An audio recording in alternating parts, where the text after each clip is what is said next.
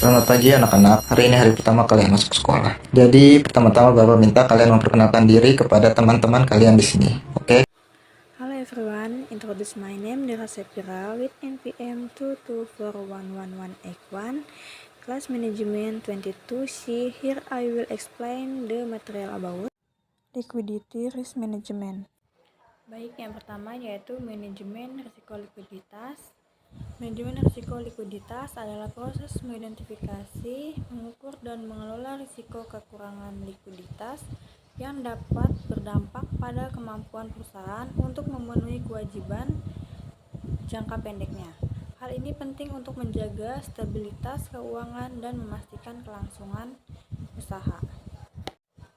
Selanjutnya, definisi risiko likuiditas. Yang pertama yaitu risiko pendanaan. Risiko ketidakmampuan memperoleh dana dan membiayai aset dan memenuhi kewajiban. Yang kedua, risiko pasar.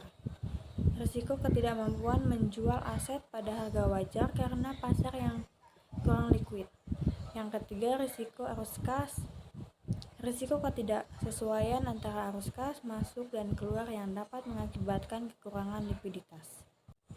Selanjutnya, pentingnya manajemen risiko likuiditas. Yang pertama yaitu ada menjaga stabilitas keuangan, menghindari krisis likuiditas yang dapat mengganggu operasional dan meningkatkan risiko kebangkrutan.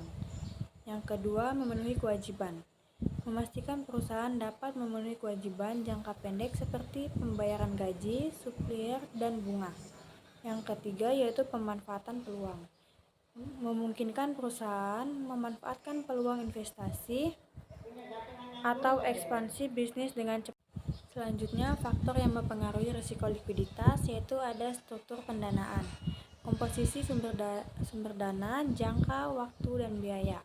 Yang kedua, kualitas aset, tingkat likuiditas, diversifikasi, dan kualitas kredit aset. Yang ketiga, kondisi pasar, volatilitas tingkat suku bunga, nilai tukar, dan harga aset. Yang keempat, karakteristik bisnis, sifat operasional, arus kas, dan sensitivitas terhadap guncangan. Selanjutnya yaitu strategi pengelolaan risiko likuiditas, yaitu ada diversifikasi pendanaan, mengupayakan sumber pendanaan yang beragam untuk mengurangi ketergantungan pada suatu sumber. Yang kedua yaitu perencanaan arus kas, memperkirakan arus kas masuk dan keluar secara cermat untuk mengantisipasi kebutuhan likuiditas.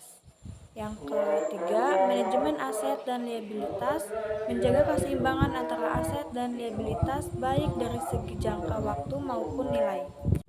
Selanjutnya yaitu alat dan teknik pengukuran risiko likuiditas, yaitu yang pertama ada rasio likuiditas, mengukur kemampuan memenuhi kewajiban jangka pendek. Yang kedua, analisis kesenjangan, mengidentifikasi perbedaan antara arus kas masuk dan keluar. Yang ketiga, uji coba stres, mengevaluasi ketahanan perusahaan terhadap skenario stres. Yang keempat, sistem peringatan dini, mengidentifikasi tanda-tanda awal penurunan likuiditas. Selanjutnya, peran regulator dan kebijakan terkait, yaitu yang pertama ada pengaturan rasio likuiditas, menetapkan standar minimum rasio likuiditas untuk menjaga stabilitas sistem keuangan. Yang kedua yaitu pengawasan dan pelaporan, mewajibkan perusahaan menyampaikan laporan dan data terkait risiko likuiditas. Yang ketiga yaitu kebijakan makroprudensial, menerapkan kebijakan untuk memitigasi risiko sistematik di sektor keuangan. Baik, ini yang terakhir yaitu kesimpulan dan rekomendasi. Manajemen risiko likuiditas sangat penting bagi statistik keuangan perusahaan. Diperlukan upaya praktik, identifikasi risiko, pengukuran, dan pengendalian yang efektif. Regulator yang berperan aktif dalam mengatur dan mengawasi pengelolaan risiko likuiditas. Rekomendasi kunci adalah membangun budaya manajemen risiko yang kuat, mengembangkan sistem pemantauan dini, serta menyiapkan rencana darurat untuk menghadapi situasi krisis.